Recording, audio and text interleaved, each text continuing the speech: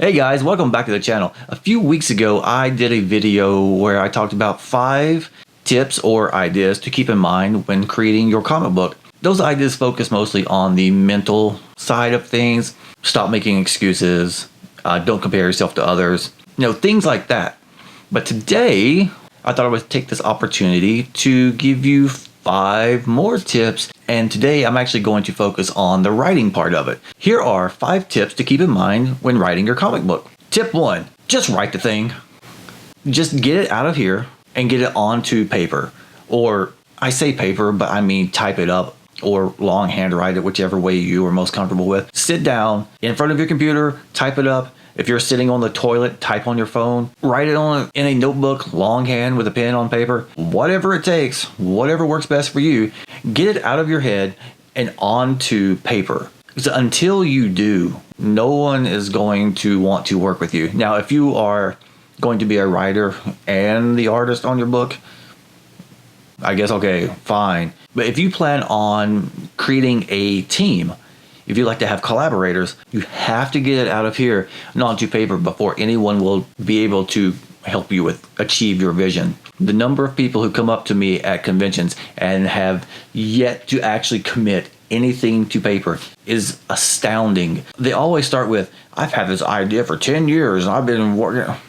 Great. World building is awesome. It's very important. But how about you actually produce a product? It kind of goes back to stop making excuses and just put in the work. It's amazing how it all ties together. Tip number 2 is keep your surprises for odd-numbered pages. So obviously when you read a comic book, you have page number 1 starts it off.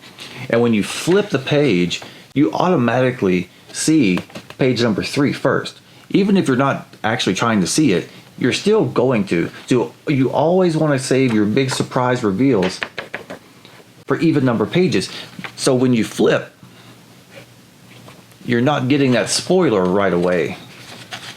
And you get the oh my god moment. After 40 years of reading comic books, I still will always see, when you look, you'll see this page first every single time. So always keep your surprises, big reveals for number pages. Tip number 3 is limit your actions per panel. Sometimes when people are writing, especially if they are coming from like a prose background or maybe screenwriting backgrounds, they will write something like Detective Marlowe saunters into his office and stares at his ringing phone and sighs heavily and picks up the phone, walks to his window and stares out at the once thriving downtown metropolis. Okay, yeah, in a comic book, you cannot do that in one thing. Obviously, in a novel, you can make that one sentence. In a movie, you can make that one continuous shot of like 3 seconds. A comic book panel is a single second in time.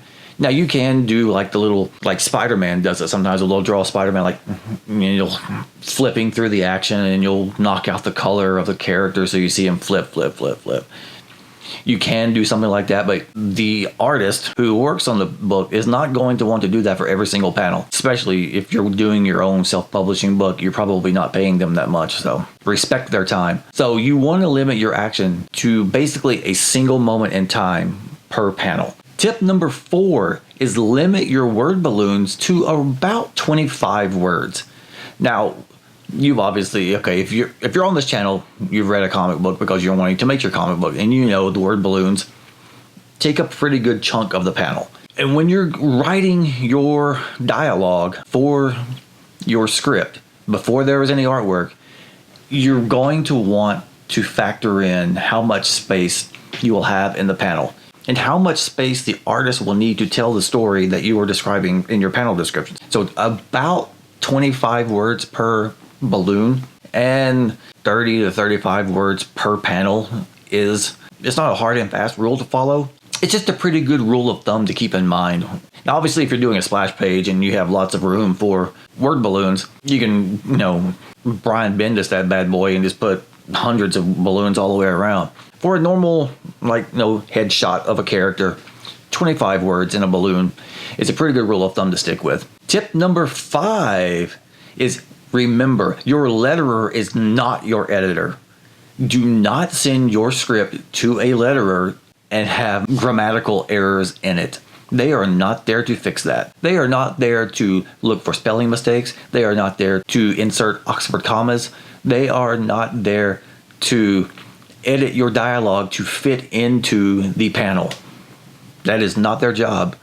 They are there to simply copy and paste and artfully add the words to the page. They are artists, not editors. Very, very important to remember that. And just for giggles, here's a bonus tip. Tip number 6 of 5, if you will. Send your colorist the script. Allow them to read the story also.